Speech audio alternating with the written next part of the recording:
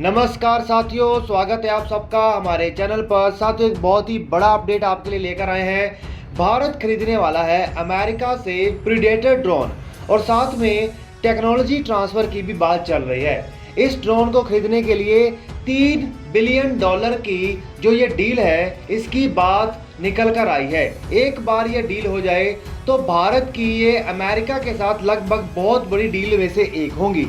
ये predator drone में ऐसी क्या खासियत है जो भारत खरीदने जा रहा है, तो चलिए इसके बारे में डिटेल में बात करते हैं। तो वीडियो को शुरू करने से पहले चैनल को सब्सक्राइब करिए और बेल आइकन दबाइए। साथियों, प्रेडेटर ड्रोन को अमेरिका बहुत लंबे समय से बहुत अलग अलग देशों में अलग अलग ऑपरेशंस में इस्तेमाल कर रहा है, जिसमें इन्होंने बहुत ज़्यादा कैपेबिलिटीज़ को शो किया है। इसके चलते अमेरिका ने ये ड्रोन बनाया है। इसकी खासियत के बारे में जान लें। ये रिमोटेडली पायलट एयरक्राफ्ट है, मतलब जिसे एक कंट्रोल रूम में बैठकर पायलट्स को द्वारा उड़ाया जाता है। ये ड्रोन काफ़ी दूर दराज तक इस्तेमाल किए जाते थे। खास तौर पर ये अमेरिका की एयरफोर्स और CIA द्वारा इस्तेमाल किए जाने वाले जो ये ड्रोन्स थे। इस ड्रोन्स को ग्राउंड कंट्रोल स्टेशन से इस्तेमाल किया जाता है। साथियों, ग्राउंड कंट्रोल स्टेशन में एक वैन को भी इस्तेमाल किया जा सकता है या फिर कहीं पर एक जगह पर किसी कमरे में भी इसका ग्राउंड कंट्रोल स्टेशन बनाया जा सकता है, जिसमें पायलट बैठकर इसे ऑपरेट कर सकता है। ये इसमें सबसे बड़ी बात तो ये है कि इसमें रोटेक्स इंजन लगाया गया है और इसके अंदर प्रोपेलर का भी इस्तेमाल किया जा रहा है।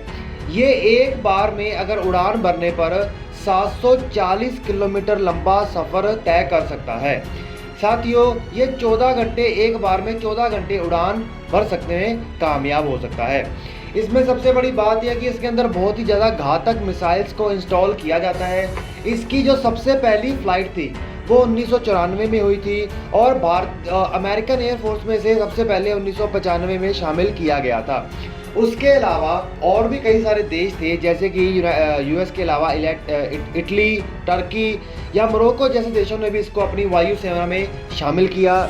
आज तक की इसकी बनाए जाने की कुल संख्या है 360।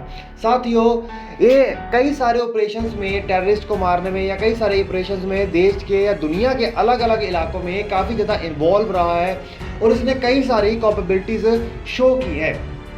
समय के अनुसार इसके अंदर काफ़ी सारे डेवलपमेंट्स भी किए गए हैं। इसमें अगर सबसे बड़ी बात की जाए कमांड और सेंसर सिस्टम की, सबसे पहले जब इसकी शुरुआत की गई थी, जो बनाया गया था, तो इसे सबसे पहले टेक ऑफ करवाने के लिए क्या किया जाता था, इसे रेडियो सिग्नल पास किए जाते थे।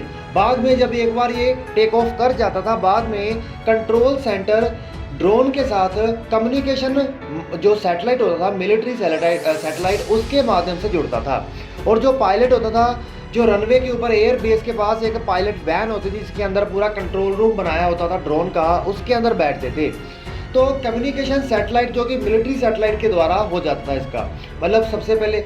इसके बाद धीरे धीरे क्या हुआ, कई सारी प्रॉब्लम्स दिखने लगी, जिसके चलते इन्होंने इसको अपग्रेडेशन करके इसे पूर्णतः मिलिट्री सैटेलाइट से कनेक्ट कर दिया। आज वो टेक ऑफ से लेकर, उठने से लेकर लैंड करने तक मिलिट्री सैटेलाइट से ही कनेक्टेड रहता है। इसके बाद इसके अंदर जो कैमरास का इस्तेमाल किया जाता है, जो सबसे बड़ी बात तो है, इसके अंदर थर्मोग्राफिक कैमरा का इस्तेमाल किया जाता है ताकि वो रात को दे सके। दिन को देखने में तो वैसे भी वो काफ़ी कैपेबल होता है, ठीक है। उसके अलावा डे TV कैमरा का इस्तेमाल इसके अंदर किया जाता है। सिंथेटिक एपर्चर रेडार का इस्तेमाल इसके अंदर किया जाता है, ठीक है। और उसके बाद रेडार इमेजेस का इस्तेमाल भी इसके अंदर किया जाता है, ठीक है। उसके बाद जो सबसे बड़ी बात आती है वो क्या है कि predators are equipped with laser designator, मतलब कि जो ये प्रीडेटर्स हैं इसके अंदर लेज़र डेजिग्नेटर भी बाद में लगाए गए, जिसके माध्यम से ये क्या करता है कि किसी भी टारगेट को आइडेंटिफाई करके इंफॉर्मेशन किसी दूसरे फाइटर जेट को पास कर देता है, जिसके माध्यम से कोई दूसरा एयरक्राफ्ट या फाइटर जेट है उसके ऊपर अटैक करने का काम कर सके। और ये लेज़र गाइडेंस के रूप में भी काम कर सकता है, मतलब किसी टारगेट को फिक्स करके वहाँ पर उड़ता रहे और दूसरे जेट को या फिर कहीं से दूसरी मिसाइल को, लैंड बेस्ड, सी बेस्ड या एयर बेस्ड मिसाइल को लॉन्च करवा कर वहाँ पे टारगेट को ध्वस्त करवा दे। तो ये भी एक बहुत बड़ी चीज़ होती है, क्योंकि इसके लिए इसे बैलिस्टिक मिसाइल या क्रूज मिसाइल्स को भी इस्तेमाल किया जा सकता है अगर इसके द्वारा लेज़र गाइडेंस से किसी को टारगेट किया जा सके। बात करें इसके डिप्लॉयमेंट की, तो इसे डिप्लॉय करने के लिए इसमें सबसे बड़ी खासियत क्या है, अमेरिका इसी को प्रेफर क्यों करता है। साथियों, कोई भी प्रेडेटर ड्रोन जो अमेरिका द्वारा बनाया गया है, ये 6 कंपोनेंट्स में इसको असेंबल से डिसेंबल किया जा सकता है, 6 कंपोनेंट्स में इसको अलग किया जा सकता है, जिसको कि एक टर्म के नाम से जाना जाता है द कॉफिन। बाद में इसको कहीं पर भी इंस्टॉल करके, चाहे C-130 हरक्यूलिस या किसी भी बड़े कार्गो एयरक्राफ्ट में, मिलिट्री कार्गो एयरक्राफ्ट में डालकर इसे दुनिया में कहीं भी रैपिडली डिप्लॉय किया जा सकता है, जिसकी वजह से इसकी खासियत बहुत ज़्यादा बढ़ जाती है। क्योंकि यार अगर आप किसी ड्रोन को उड़ाकर एक जगह से दूसरी जगह पर ले जाना चाहते हैं तो वो बहुत दिक्कत वाली बात है। तो अगर आप उसको किसी कंपोनेंट्स में बांट कर जल्दी से जल्दी किसी दूसरी जगह पर डिप्लॉय करके फिर असेंबल करके बना दें। इसमें सबसे बड़ी बात है कि आज के समय पे जो ये प्रीडेटर ड्रोन है प्राइमरी सैटेलाइट लिंक के माध्यम से चलते हैं। सैटेलाइट डिश का इस्तेमाल होता है, काफ़ी काफ़ी बढ़िया तरीके से काम करता है। हालांकि कई बार इसमें थोड़े बहुत ग्लिच भी देखे गए हैं, जैसे कि वेदर सिस्टम की वजह से कई बार क्रैश जैसी घटनाएं भी हुई हैं। अब इसमें सबसे बड़ी बात तो ये है, आज तक की सबसे लंबी प्रीडेटर ड्रोन की जो फ्लाइट रही है वो 40 घंटे 5 मिनट की निकल कर आई है। मतलब इतने लंबे समय तक ये एक बार में सफ़र कर सकता है। इसे कई सारे ऑपरेशन से इस्तेमाल किया जा सकता है, जैसे कि इसे सर्वेलेंस के लिए इस्तेमाल किया जा सकता है, अटैक के लिए, सर्च एंड रेस्क्यू के लिए, डिज़ास्टर मैनेजमेंट है, काफ़ी सारे ऑपरेशंस में इसने ऑलरेडी अपनी भूमिका निभाई भी है। क्योंकि सबसे बड़ी खासियत ये है कि इसके अंदर इंफ्रारेड कैमरा है जो इसको काफ़ी बड़ी powerful digitally enhancing zooming capability देती है। उसके बाद सबसे बड़ी बात आती है कि इसके अंदर काफ़ी प्रकार की मिसाइल्स का रोल प्ले किया जाता है। इसके अंदर Hellfire anti tank missile deploy की जाती है, और उसके अलावा और भी ऐसी कई सारी लेज़र डेजिग्नेटेड मिसाइल्स डिप्लॉय की जाती है जो आप टारगेट को लॉन्च करके भूल सकते हैं, ऐसा काम किया जा सकता है। ऐसे कई सारे बड़े बड़े ऑपरेशंस में इस्तेमाल किया जा सकता है, किया गया भी है। जैसे कि इसे ओसामा बिन लादेन को टारगेट करने के लिए मिसाइल्स को लॉन्च किया गया है। कई सारे ऐसे काउंटर टेररिज्म मेजर्स में इसे इस्तेमाल किया गया है। पाकिस्तान के अंदर इसे काफ़ी सारी आतंकवादी ग्रुपों के अंदर इस्तेमाल किया गया है। अगर इसकी ऑपरेशनल हिस्ट्री में बात करें तो इसने सबसे पहले अपनी शुरुआत बाल्कन के देश है वहाँ पर इन्हें डिप्लॉय किया गया था। बाद में धीरे धीरे इन्हें इराक, अफगानिस्तान और पाकिस्तान, सीरिया, बोस्तानिया और कई सारे और देशों में भी इसे डिप्लॉय किया गया था। इसकी डिप्लॉयमेंट की सबसे बड़ी इतनी ज़्यादा बड़ी हिस्ट्री है।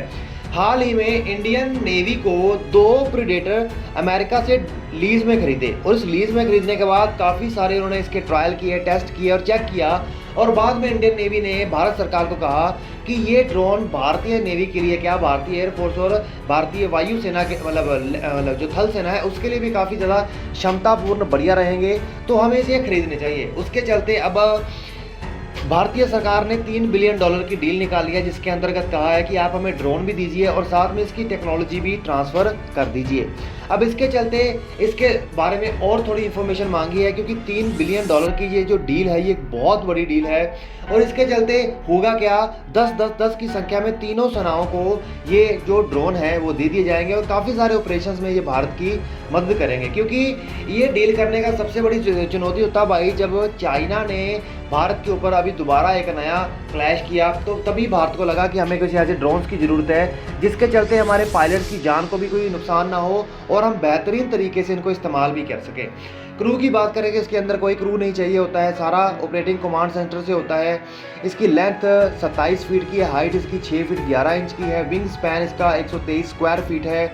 इसके बाद अगर एम्प्टी वेट की बात करें तो 513 किलो है, और अगर इसके बाद बॉम्ब वगैरह डिप्लॉय करते तो 1020 किलो के आसपास इसकी वेट बनती है, और इसकी फ्यूल कैपेसिटी 387 किलो की है।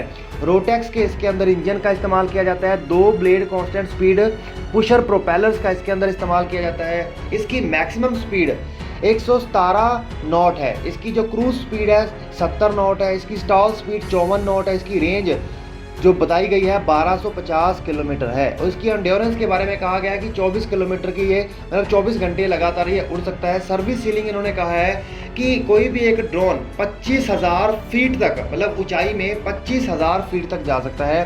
तो ये सारी कैपेबिलिटीज़ इसे बहुत ज़्यादा घातक बनाती है। मिसाइल्स इसके अंदर AGM Hellfire missile, air to air Stinger missile और AGM 176 ग्रिफन मिसाइल, ये दुनिया की सबसे घातक मिसाइल्स में से आती हैं, क्योंकि ये Griffin missile air to surface attack करने में कारगर है, स्टिंगर एयर टू एयर, और हेलफायर जैसी मिसाइल्स किसी भी टैंक जैसे खतरनाक टारगेट को भेज सकती है, तो वो किसी भी टारगेट को भेज सकती है। तो इसके चलते एवियोनिक्स की बात करें तो मल्टी स्पेक्ट्रल टारगेटिंग सिस्टम है, सिंथेटिक अपर्चर रडार का इस्तेमाल इसके अंदर किया जाता है। तो मतलब काफ़ी इसको पावरफुल बनाने के लिए हर प्रयास किया गया है। तो भारत के लिए ये अपने आप में एक बहुत ही बढ़िया पैक वाला ड्रोन होगा। और जो चाइना को तो क्या, पाकिस्तान को टैकल करने के लिए तो ये वाले जो ड्रोन है 2-3 की संख्या में बहुत होंगे। बाकी सब ड्रोन तो इंडियन ओशन और चाइना को टैकल करने के लिए ही लिए जाएंगे। तो आप लोग नीचे कमेंट करके बताइए कि आपको क्या लगता है, तो किस प्रकार से। और साथियों जो लोग भी हैं हम लोग इतने आपके लिए अपडेट्स लेकर आते हैं, तो आप लोग हमें शेयर कीजिए हमारी वीडियोज़ को, चैनल को सब्सक्राइब करिए ताकि हमें और बूस्ट मिले ऐसी वीडियोज़ लाने का। Okay friends.